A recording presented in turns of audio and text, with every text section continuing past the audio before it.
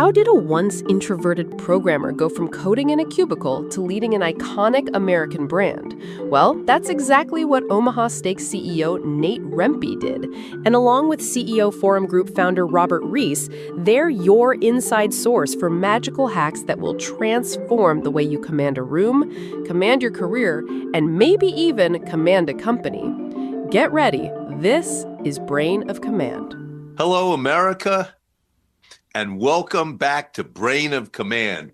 Today's topic is a really interesting one. Be shallow and wide at top. And this is something Nate came up with, but really it's not only the secret, if you use this, to become a CEO, but then to be really effective and dynamic while you are a CEO, right, Nate? That's a really good point. I think the way that I frame it in my mind is it's like a strategic leadership discipline. To be at the top of an organization, you have to be very strategic minded. And I think depending on how you came up through your career, there's kind of a temptation to dive into the depths of your particular competency. And that becomes dangerous, right? Depth is dangerous if it crowds out breadth, particularly at the CEO level. The way I think about this is really the connection of two phrases: strategic altitude plus selective depth. Shallow and wide at the top is key, but that doesn't mean that you can't dive into the details when needed. And I think great CEOs spend most of their time in that wide breadth, connecting things across the business, but are able to dive into the depths in support of teams in moments of crisis. These are moments where I think everybody needs to be able to dive deep, but then constantly coming back up to the surface and looking at the company from a wide perspective.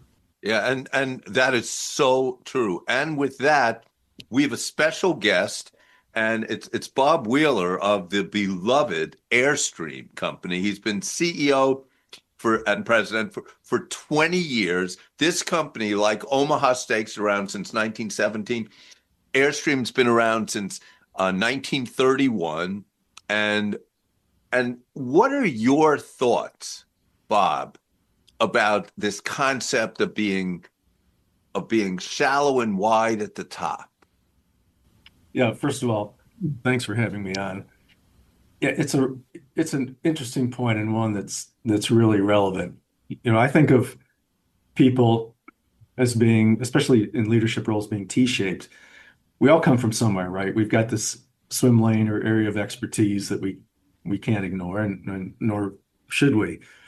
But Nate's point, which I think is a good one, that's your comfort zone. And to be a leader and to advance in an organization and show strategic leadership, you need to get out of that comfort zone, understand the other aspects of the business to a greater and lesser extent. We can't all be experts in every part of the business, but for every business, depending on its output and function, there are certain key areas that the leader really has to be conversant in. That said, we're a manufacturing company at heart. And I know I've got some manufacturing engineers that wish I weren't such an expert in manufacturing, or at least I used to play one on TV. But understanding how things go together, how process works, process efficiency, product quality, those understanding has really stood me in good stead over the course of my career. But also understanding, HR, marketing, sales, finance, and accounting, supply chain. To be a leader in a business, you've got to have a strong working understanding of some of these other key areas as well. So I think it's a great point. Let's go through the progression of sort of how it starts, right? So you figure early in your career, you're deep and narrow. Like I remember when I was working for a bank, I was writing Java code on a checking account opening system. In the morning I would get up and that was what I would think about. Like, how can I make it easier for someone to go to the internet and open a checking account? So, very, very deep, very narrow. As I progressed through that, then I started leading other technologists. I would still think about engineering. I would still think about banking software, but now I was thinking about check imaging and savings account and moving money between accounts and, seeing balances. And so started to become a little bit more broad. And then of course, top level is when the shallow and wide, you sort of zoom way out.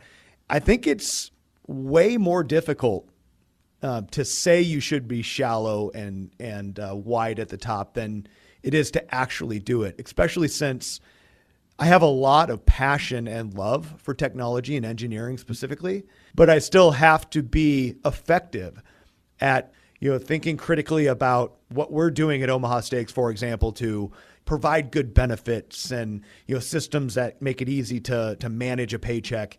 And I think that those things are maybe I'm less passionate about them, but I have to commit just as much energy as a CEO to those areas as the ones that I may want to spend more time in. And that's the temptation, that's the challenge of being shallow and wide, is that you have to generate passion and you have to acknowledge the importance of a more broad skill set.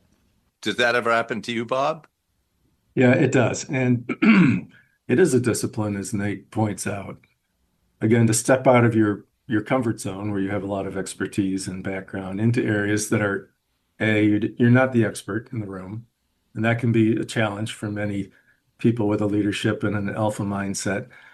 And B, it may not be your personal interest, but understanding that, look, unless you can show support and connection in these areas across the breadth of the business that may not be your background or your comfort zone or your preference, that's a discipline you have to maintain as a leader. And you have to force yourself to, in some cases, to dig in and show enthusiasm in these areas where, in some cases it's just not something you really connect with.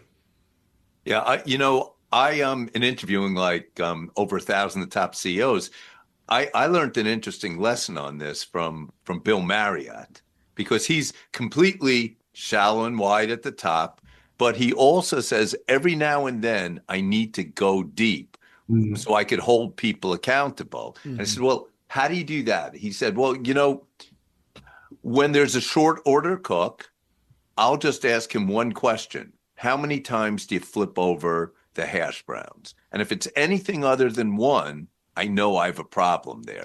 And by the way, gentleman, Nate, I asked him the same thing with steaks. He said, when you're doing steaks, do not push it down. He said, flip it over one time. But what that says to me is you can occasionally go deep. It's like David Stern, the 30-year commissioner of the NBA, said, never underestimate the power of micromanagement episodically.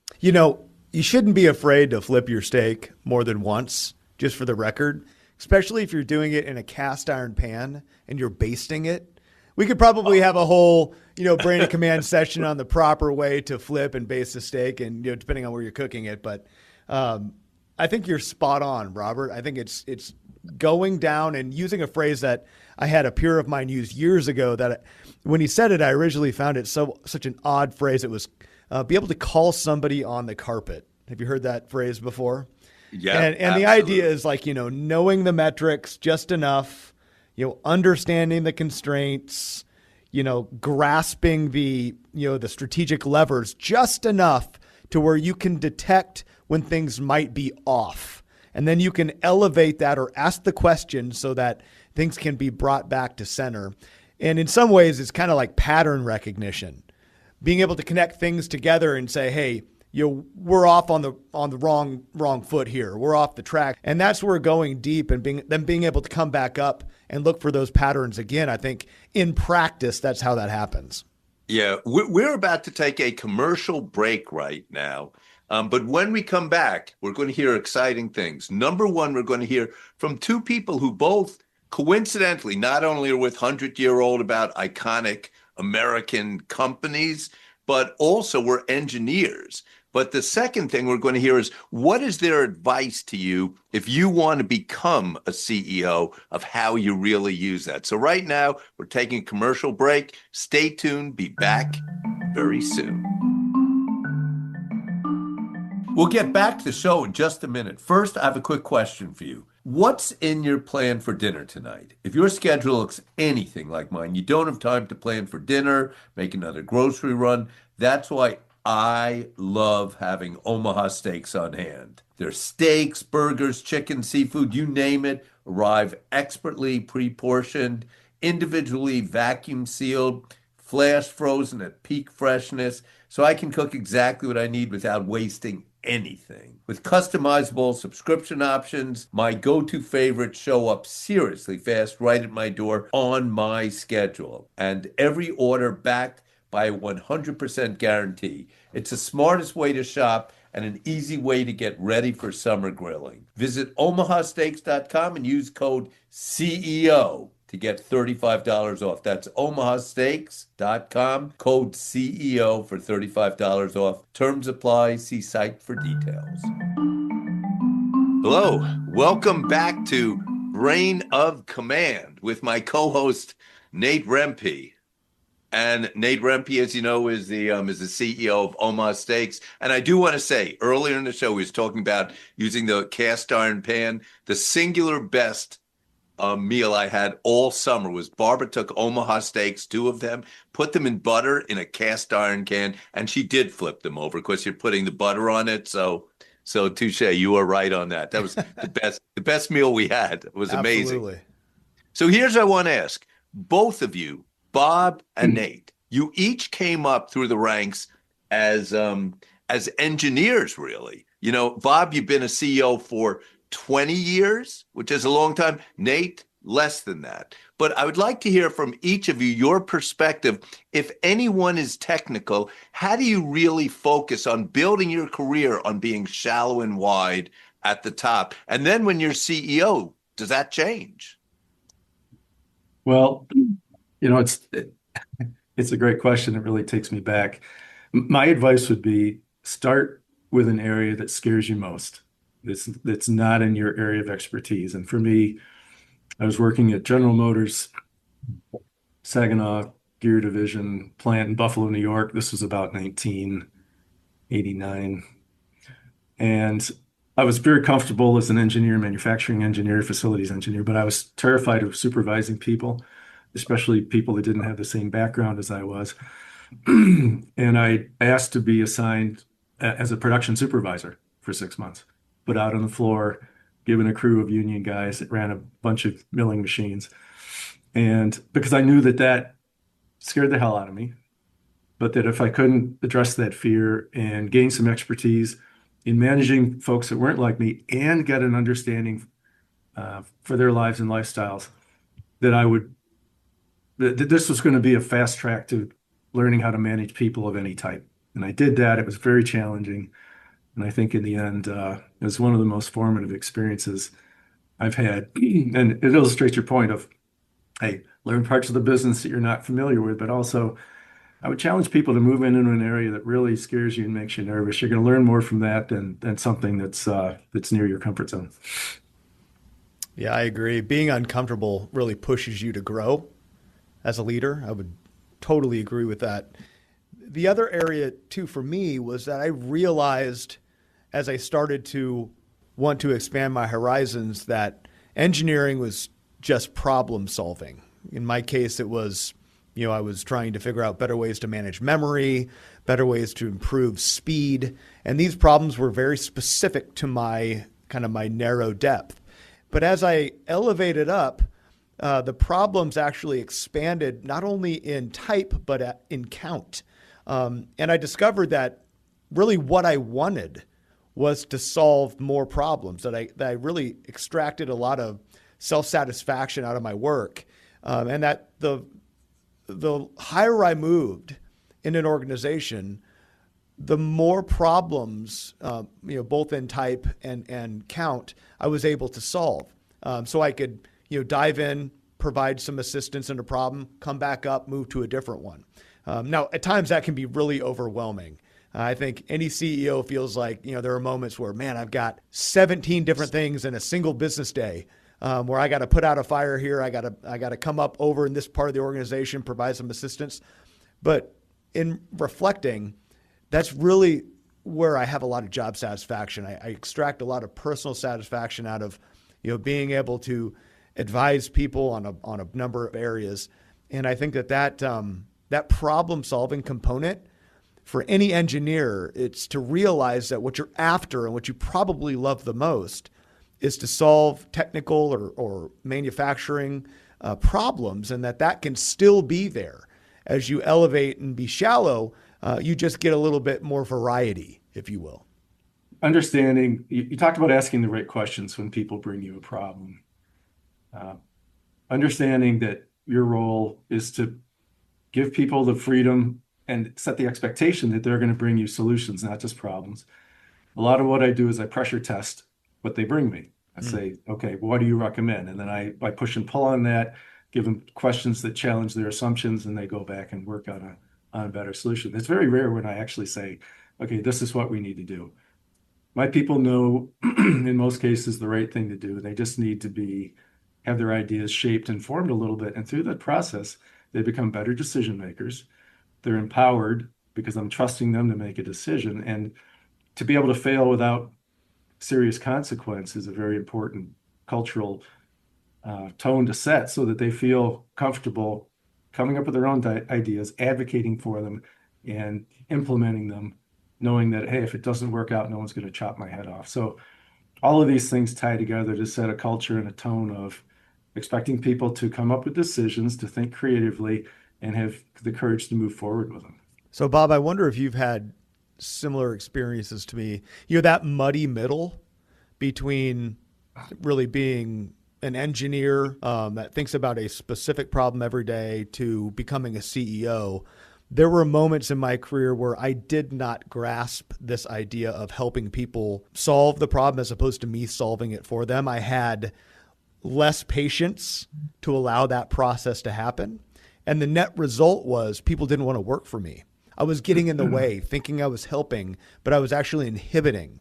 It took me a while early in my career as I kind of hovered in that middle, call it that mid-level between, leader and doer, to really figure that out. And I think that there's some really great advice or takeaways we could offer the audience about how to navigate that muddy middle when you're in a place where you need to be empowering people to problem solve, not doing it yourself. Did you experience that as you were coming up through your Absolutely. And one of the things I realized early on by watching some bad examples, frankly, is that we have this paradigm that leaders, they solve people's problems. You bring your problem to this person, they say, this is what you do, and that makes them a leader, and it makes them feel like a leader. It's very gratifying to hand someone a solution.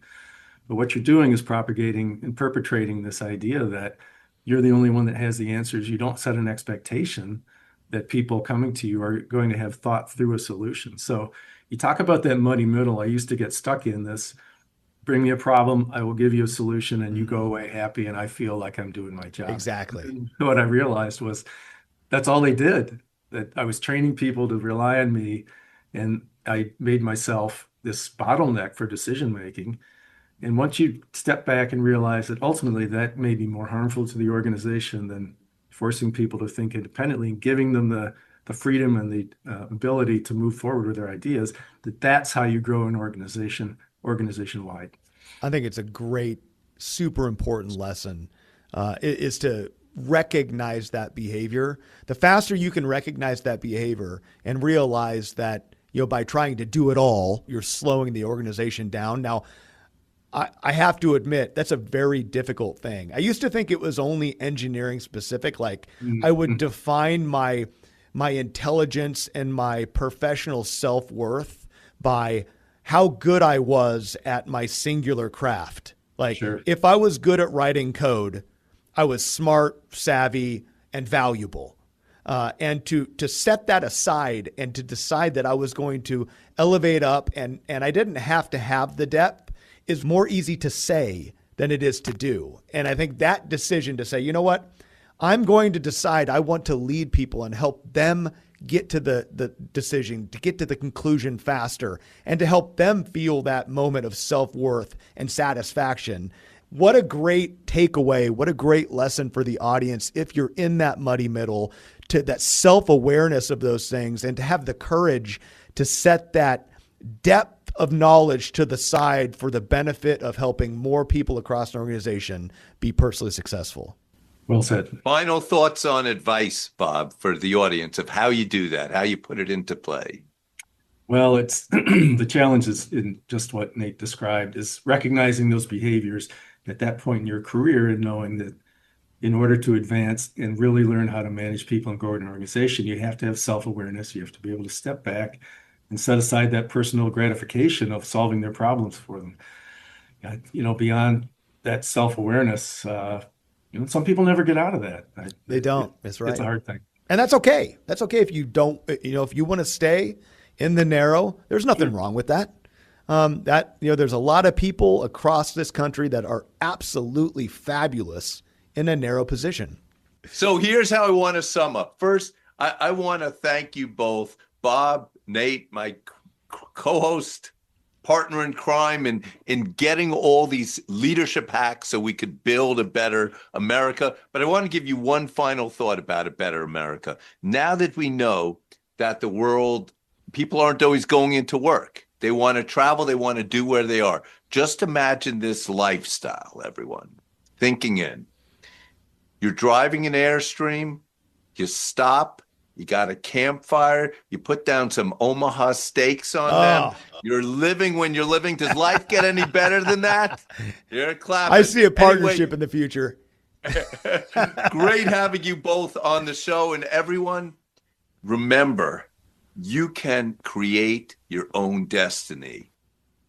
Just follow some of these leadership hacks. We're here for you to help you. See you next time. Being able to see the entire playing field is crucial for leaders. When you develop a broad understanding of your business, as well as the goals and challenges your teams face, you develop strategy and competence beyond your area of expertise. For more on today's hack, download the free Brain of Command companion guide at omahasteaks.com/podcast. Join us next time and discover hacks to fine-tune your cultural myth radar. And don't forget to like, subscribe, and tell your colleagues that you're hacking your career with Brain of Command.